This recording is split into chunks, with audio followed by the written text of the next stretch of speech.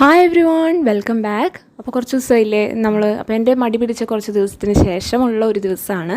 അപ്പോൾ കുറച്ച് ക്ലീനിങ്ങും അതുപോലെ തന്നെ ബ്രേക്ക്ഫാസ്റ്റ് കുക്ക് ചെയ്യുന്നത് ഡീറ്റെയിൽഡ് ആയിട്ടുള്ളൂ. ലഞ്ച് ജസ്റ്റ് ഒന്ന് കാണിച്ചു പോകുന്നുള്ളൂ, ഡീറ്റെയിൽഡ് ആയിട്ടില്ല.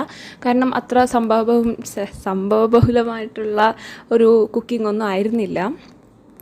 ഉച്ചക്കലത്തേത് ഒരു തട്ടിക്കൂട്ടായിരുന്നു, അതുകൊണ്ട് അതിനെക്കുറിച്ച് ഡീറ്റെയിൽ ആയിട്ടൊന്നും ചെയ്തിട്ടില്ല. പക്ഷേ ബ്രേക്ക്ഫാസ്റ്റ് നല്ല സൂപ്പർ വെള്ളയപ്പവും കുറുമായിരുന്നു. അപ്പോൾ ഞാൻ ഓർത്തു അത് ഷെയർ ചെയ്യാമെന്ന്. ഞാൻ മിക്ക ദിവസങ്ങളിൽ ഇതുപോലെ വീഡിയോ ഷൂട്ട് ചെയ്യാറുണ്ട്, എന്നിട്ട് ഫോൺ നിറഞ്ഞു കഴിയുമ്പോൾ അതൊക്കെ എടുത്ത് കളയും. വോയിസ് കൊടുക്കാനുള്ള മടി തന്നെയാണ് കാരണം. അപ്പോൾ എന്തായാലും ഇന്നിപ്പോൾ ഇത് ചെയ്തേക്കാമെന്ന് വിചാരിച്ചു. പിന്നെ പ്രത്യേകിച്ച് പറയുകയാണെങ്കിൽ ഞാൻ ഒരു അവക്കാഡോ വാങ്ങിച്ചിട്ട് അത് മുറിച്ചപ്പോൾ പച്ചയായിരുന്നു. എന്നിട്ട് അത് വെച്ച് ഞാൻ പിക്കിൾ ഉണ്ടാക്കിയിട്ട് നമ്മുടെ പിസ്സ സാൻഡ്വിച്ച് അതിൻ്റെ അകത്തൊക്കെ ഇടുമ്പോൾ നല്ല ടേസ്റ്റാണ്. അപ്പോൾ ഞാൻ വിചാരിച്ചു അതൊരു തവണ നിങ്ങളായിട്ടും കൂടി ഷെയർ ചെയ്ത് നോക്കാം.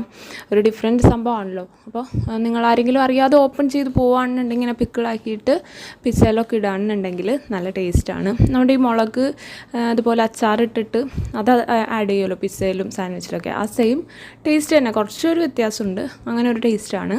അപ്പോൾ ഈ പച്ചയായത് ഓപ്പൺ ചെയ്തിട്ട് എന്ത് ചെയ്യുന്നു ഞാൻ നെറ്റിൽ സെർച്ച് ചെയ്ത് കണ്ടു കിട്ടിയത് അതിനെ റാപ്പ് ചെയ്ത് റബ്ബർ ബാൻഡ് ഇട്ട് കെട്ടിയിട്ടൊക്കെ വെക്കാമെന്ന്. പക്ഷെ അത് ഫ്ലോപ്പായിരുന്നു.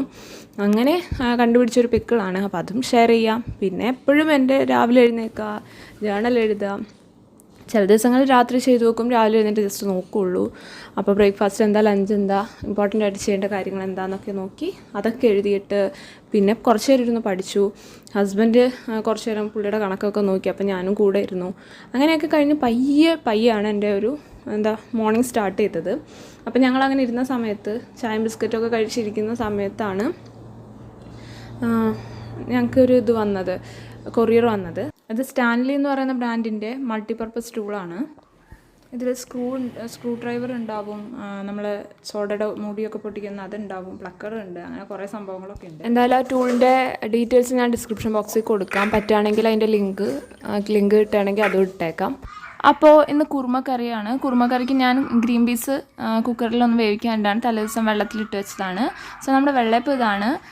കുട്ടികൾക്ക് ഇത്തിരി ക്രിസ്പി ആയിട്ടാണ് ഇഷ്ടം, അപ്പോൾ ഇത്തിരി നേരം ഒന്ന് അധികം നമ്മൾ ആ പാനിൽ തന്നെ വയ്ക്കും.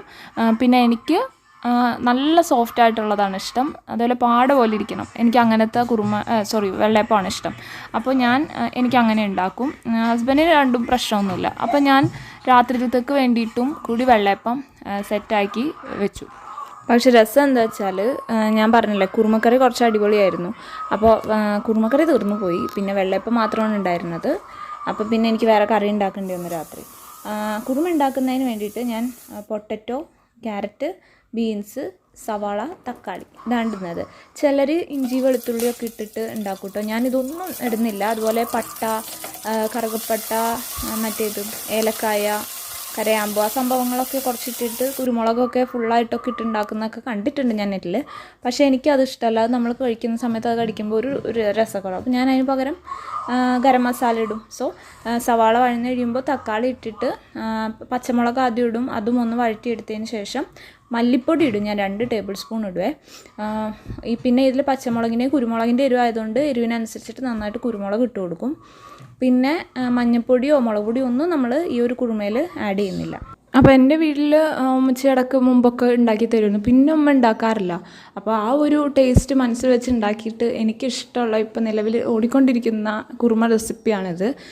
അപ്പോൾ ഇതിൻ്റെ വൈറ്റ് കളറായിരിക്കില്ല കേട്ടോ, മല്ലിപ്പൊടി ഇടുന്നുണ്ടാവും, ഒരു ചേഞ്ച് ഉണ്ടാവും കളറ്, പക്ഷേ നല്ല രസമുണ്ട്. അപ്പോൾ ഞാനിത് ഷെയർ ചെയ്തിട്ടാണ്. ഇനി ഇടയ്ക്ക് എനിക്ക് ഡൗട്ട്സ് വന്നാൽ ഞാൻ നോക്കാമല്ലോ. ചിലപ്പോൾ ഞാൻ കുറേ നാളുകൾക്ക് ശേഷമൊക്കെ ഉണ്ടാകുമ്പോൾ ഞാൻ മറന്നു പോകും. അപ്പോൾ എനിക്ക് റെസിപ്പി ബുക്കിൻ്റെ അകത്ത് ഞാൻ ഇത് എഴുതിയെടുത്തിട്ടൊന്നുമില്ല. അപ്പോൾ എനിക്കാണെങ്കിലും റെഫർ ചെയ്യാമല്ലോ അതിന് വേണ്ടിയിട്ടാണ്. ഇത് വേവാനായിട്ടൊരു 20 മിനിറ്റ് എടുക്കും കേട്ടോ, പച്ചക്കറിയൊക്കെ കൂടി. ഗ്രീൻ പീസ് ഓൾറെഡി വെന്തതാണല്ലോ. അല്ലാത്ത പച്ചക്കറിയൊക്കെ ഒന്ന് വേവാൻ ജസ്റ്റ് നമ്മളൊന്ന് ഉടച്ച് നോക്കുമ്പോൾ അറിയാൻ പറ്റും. എൻ്റെ ഫ്ലെയിം ഇത്തിരി കുറവാണ്, അതാവും ചിലപ്പോൾ 20 മിനിറ്റ് എടുത്ത്. നല്ല ഫ്ലെയിമൊക്കെ ഉണ്ടെങ്കിൽ നേരത്തെ ആവുമായിരിക്കും. അപ്പോൾ ഇതിൻ്റെ അകത്തേക്ക് ഞാൻ തേങ്ങാപ്പാൽ ഒഴിക്കും. 1-ാം പാൽ 2-ാം പാൽ അങ്ങനെയൊന്നുമല്ല, തേങ്ങാപ്പാൽ ഒരു 3 തവണ പിഴിഞ്ഞ തേങ്ങയുടെ അതാ പടി അങ്ങ് ഒഴിച്ചിട്ട് ഉണ്ടാക്കുന്നത്. കുറച്ച് മല്ലിച്ചീര ഇട്ട് കൊടുക്കും ലാസ്റ്റ്. സോ നമ്മുടെ ഫൈനൽ ലുക്ക് വെള്ളയപ്പത്തിൻ്റെയും കുറുമക്കറിയുടേത് ഇതാണ്. പക്ഷെ നല്ല ടേസ്റ്റാണ് കേട്ടോ. ഒന്ന് ട്രൈ ചെയ്ത് നോക്കാൻ പറ്റുകയാണെങ്കിൽ ട്രൈ ചെയ്ത് നോക്കണേ. അപ്പോൾ ഭക്ഷണമൊക്കെ കഴിച്ച് കഴിഞ്ഞ് ഞാൻ മേശയൊക്കെ ക്ലീൻ ചെയ്യാണ്. അപ്പോൾ ആ ഒരു ഡിസ്പോസിബിൾ ഗ്ലാസ്സിൽ 2-3 വൻപയർ എൻ്റെ മോൻ നട്ടതാണ്. അപ്പോൾ അതിന് ഇല വരുന്നുണ്ടോ, അത് മുളച്ചോ എന്നൊക്കെ നോക്കി ആൾ നടക്കുകയാണ്. എൻ്റെ ബ്രദർ പറഞ്ഞു കൊടുത്തതാണ് അത് അങ്ങനെ ചെയ്യുകയാണെന്നുണ്ടെങ്കിൽ ഫോട്ടോ ഒക്കെ എടുത്ത് വെക്കാനൊക്കെ പറഞ്ഞിട്ട് എന്തൊക്കെയോ ചെയ്തെന്ന് നടപ്പുണ്ട്. സോ പിന്നെ നമ്മുടെ യൂഷ്വൽ പണികളൊക്കെയാണ് കേട്ടോ. പാത്രം കഴുകുക, വീണ്ടും പാത്രം കഴുകുക, പിന്നെയും പാത്രം കഴുകുക. അത് കഴിഞ്ഞ് ഞാൻ ലഞ്ച് ഒന്ന് ഓടിച്ചിട്ടാണ് ചെയ്തത്. അപ്പോൾ കുറച്ചധികം പാത്രം ലഞ്ച് കഴിഞ്ഞിട്ടുണ്ടായിരുന്നു. അപ്പോൾ ഞാൻ എല്ലാ ദിവസവും ഒന്നും ചെയ്യാറില്ല. ഈ വാളൊന്ന് ക്ലീൻ ചെയ്തിടും. നമ്മൾ കുക്ക് ചെയ്യുമ്പോഴൊക്കെ ഇങ്ങനെ തെറിച്ച് അങ്ങനെ ഉണ്ടാവും. പിന്നെ മിക്സിയിൽ അടിക്കുമ്പോഴാണെങ്കിലും നമ്മുടെ അപ്പർ വാളിൽ ഇതൊക്കെ ഉണ്ടാവുമല്ലോ. അപ്പോൾ അതൊക്കെ ഒന്ന് നന്നായി ഉരച്ച് തേച്ച് കഴുകിയെടുത്തു. മീൻസ് ഉരച്ച് തുടച്ചെടുത്തു. അത് കഴിഞ്ഞിട്ട് പിന്നെ സ്റ്റൗ ക്ലീൻ ആക്കലും സ്റ്റൗവിൻ്റെ സൈഡ് കോർണേഴ്സൊക്കെ ക്ലീൻ ചെയ്യലാണ്. പിന്നെ നമ്മൾ എന്തുകൊണ്ട് ബ്ലറാക്കുന്നതെന്നറിയോ വീഡിയോസ്? ക്ലീൻ ചെയ്യുന്നതാണെങ്കിലും കുട്ടികളുടെ വീഡിയോസൊക്കെ ആണെങ്കിലും മിസ്യൂസ് ചെയ്യപ്പെടുന്നുണ്ട്. പല ഇതിൽ ഷെയർ ചെയ്ത് പോകും. ഇപ്പോൾ ഫേസ്ബുക്കിലൊക്കെ ആണെങ്കിലും. അപ്പം നമ്മൾ അതൊരു ബുദ്ധിമുട്ടായതുകൊണ്ടാണ് ഇപ്പോൾ എന്തിനിങ്ങനെ വീഡിയോ ചെയ്യുന്നതെന്ന് വെച്ചാൽ നമ്മൾ ഇതൊക്കെ ചെയ്യുന്നുണ്ട്. ഇപ്പോൾ എൻ്റെ ഒരു പ്രൊഡക്റ്റീവ് ഡേ ആണ് ഞാൻ ഷെയർ ചെയ്യുള്ളൂ നിങ്ങളുടെ അടുത്ത്. അപ്പോൾ ആ ഒരു പ്രൊഡക്റ്റീവ് ഡേ കാണുമ്പോൾ നമുക്കൊരു മോട്ടിവേഷനാണല്ലോ. ഞാനിങ്ങനത്തെ വീഡിയോസിനെ ഡിപ്പെൻഡ് ചെയ്യാറുണ്ട്. ഭയങ്കര മടിയൊക്കെ പിടിച്ച് കുറേ ദിവസമൊക്കെ ഇരിക്കുമ്പോൾ അല്ലെങ്കിൽ വല്ല വയ്യായ്കയൊക്കെ കഴിഞ്ഞ് ഇങ്ങനത്തെ വീഡിയോസൊക്കെ കാണുമ്പോൾ മോട്ടിവേറ്റഡ് ആയിട്ടാണ് ഞാനും വീഡിയോസൊക്കെ ചെയ്യുന്നത്. അപ്പോൾ അതിന് വേണ്ടിയിട്ട് ജസ്റ്റ് ഇൻക്ലൂഡ് ചെയ്യുന്നുള്ളൂ. അപ്പോൾ എൻ്റെ ഒരു മോർണിംഗ് റുട്ടീൻ ചെയ്യുമ്പോൾ ഇത് എനിക്ക് ഒട്ടും അവോയ്ഡ് ചെയ്യാൻ പറ്റില്ല. ഇതിന് മുന്നത്തെ ഡേ ഇൻ മൈ ലൈഫ് വീഡിയോസിലൊന്നും കഴിയുന്നത് ഞാൻ ക്ലീനിങ്ങും കുട്ടികളൊക്കെ ഉൾപ്പെടുത്താതിരുന്നതും അതുകൊണ്ടാണ്. പിന്നെ നമ്മുടെ യൂട്യൂബിൽ ചില റൂൾസൊക്കെ ഉണ്ട്. കുട്ടികളങ്ങനെ ഒന്നും നമ്മൾ അവരുടെ പ്രൈവസി തന്നെ നമ്മൾ മാനിക്കണം. അവരെ അങ്ങനെ തോന്നുന്ന പോലെ നമുക്ക് വീഡിയോയിലൊന്നും ഇൻക്ലൂഡ് ചെയ്യാനായിട്ട് പറ്റും. അപ്പോൾ ബെഡ്റൂം ക്ലീൻ ചെയ്ത് വന്നിട്ട് ഞാൻ ഉച്ചക്കലത്തേക്ക് വേണ്ടിയിട്ടുള്ള മോരുകറി റെഡിയാക്കി. ഞാൻ കുമ്പളങ്ങ മോരും തേങ്ങയൊക്കെ ഇട്ടിട്ട് ഉണ്ടാക്കിയില്ലേ മോര് കാച്ചിയത്, അതാണ് കേട്ടോ ഉച്ചക്കലത്തേക്ക്.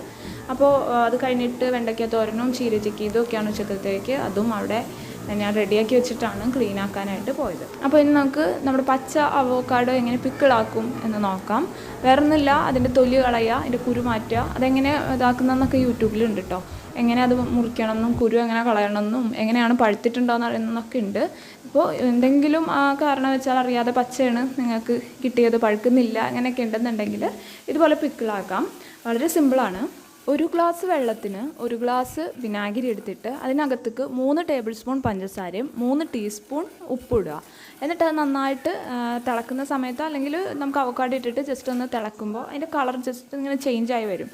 അപ്പോൾ നമുക്ക് ആ വെളുത്തുള്ളി കുറച്ചുണ്ടെങ്കിൽ അതും കൂടി ഇടാം. ആ വെളുത്തുള്ളി അതിൻ്റെ അകത്ത് കിടക്കുമ്പോഴും നല്ല രുചിയാണ്. എന്നിട്ട് ഇത് നമ്മൾ തണുപ്പ് ആറാനായിട്ട് വെക്കുക, ചൂടാറാനായിട്ട് തണുപ്പിക്കാനായിട്ട് വെക്കുക ഫാൻ്റെ. അപ്പോൾ ഈ സംഭവം ശരിയാവുന്ന നേരം കൊണ്ട് ഞാൻ വേഗം ഉച്ചക്കലത്തേക്കുള്ള കാര്യങ്ങൾ ചെയ്യാണ്. ചീര ചിക്കിയത് ഞാൻ മാത്രം കൂട്ടുള്ളൂ, അതുകൊണ്ടാണ് കുറച്ചെടുത്തത്. ഇവരൊന്നും കഴിക്കില്ല. അപ്പോൾ വെറുതെ കുറേ ചിക്കി എപ്പോഴും വേസ്റ്റ് ആക്കലാണ്. അപ്പോൾ എനിക്കിത് കഴിക്കാനായിട്ട് ഡോക്ടർ പറഞ്ഞിട്ടുണ്ട്. ചീരയിൽ ഞാൻ ചുവന്നുള്ളിയും തേങ്ങയും മഞ്ഞൾപ്പൊടി ഉപ്പും കൂടി ഇട്ടിട്ട് നന്നായി തിരുമ്മിയിട്ട് വെറുതെ വെളിച്ചെണ്ണയിലേക്ക് ഇട്ടിട്ട് വഴറ്റിയെടുക്കുകയാണ് ചെയ്യുന്നത്. മറ്റേ കടുക് പോലും ഞാൻ ഇടില്ല, എനിക്കതൊന്നും ഇഷ്ടമല്ല. അപ്പോൾ ഇത് ഒരു തട്ടിക്കൂട്ടി ചീര ചിക്കിയതാണ്. സോ അത് കഴിഞ്ഞപ്പോഴേക്കും ചൂടാറിയിട്ടുണ്ടായിരുന്നു. പിന്നെ അപ്പുറത്ത് ഞാൻ വെണ്ടക്ക തോരൻ വയ്ക്കാനായിട്ടുണ്ടായിരുന്നു. മുട്ടയൊക്കെ ഇട്ട് ചിക്കി അങ്ങനെയാണ് വെണ്ടക്ക ഇതാക്കുന്നത്. ഇതിന് മുമ്പ് ഏറ്റവും ഫസ്റ്റത്തെ ഡേ ഇൻ മൈ ലൈഫ് വീഡിയോയിൽ ഞാൻ അത് ഷെയർ ചെയ്തിട്ടുണ്ട്. പിന്നെയും അപ്പോൾ ചെയ്യാനുള്ള അത്ര വലിയ സംഭവമൊന്നും അല്ലല്ലോ അതാണ്. പിന്നെ ഇത് കുറച്ച് പൊട്ടറ്റോ ആണ്, ഫ്രഞ്ച് ഫ്രൈസ് പോലെ പൊരിച്ച് കൊടുക്കുന്നതിന് വേണ്ടിയിട്ട്. അപ്പോൾ അത് ഒന്ന് ബോയിൽ ചെയ്യാൻ വെച്ചു. എന്നിട്ട് വൈകിട്ട് അതൊന്ന് ജസ്റ്റ് ഒന്ന് പൊരിച്ച് അങ്ങോട്ട് കൊടുക്കും. സോ എൻ്റെ ലഞ്ചൊക്കെ കഴിഞ്ഞു. കുറച്ച് അധികം പാത്രങ്ങളുണ്ടായിരുന്നു. ഇങ്ങനെ ഇടയ്ക്ക് വേറെ പണികളിലൊക്കെ ചെയ്തതുകൊണ്ട് തന്നെ പാത്രം കഴുകാനായിട്ട് അതിൻ്റെ ഇടയിൽ നടന്നില്ല. അപ്പോൾ പാത്രമൊക്കെ കഴുകിയതാ അതൊക്കെ കമത്തി വെച്ചു.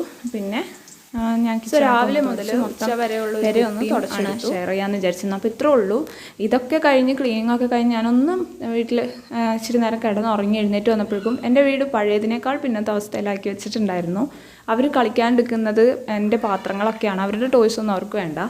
അപ്പോൾ മക്കൾ ഉറങ്ങിയില്ലായിരുന്നു, ഞാൻ ഉറങ്ങി. അപ്പോൾ എഴുന്നേറ്റ് വന്നപ്പോഴേക്കും വീടൊക്കെ ആകെ തലകുത്തി വെച്ചിട്ടുണ്ടായിരുന്നു. പിന്നെ ആ ഒരു ഫുൾ ഡേ റുട്ടീൻ ഷൂട്ട് ചെയ്യാനുള്ള മൂഡൊക്കെ പോയി. എന്തായാലും ഇതുവരെ വീഡിയോ ഉണ്ട് എല്ലാവർക്കും thank you so much for watching.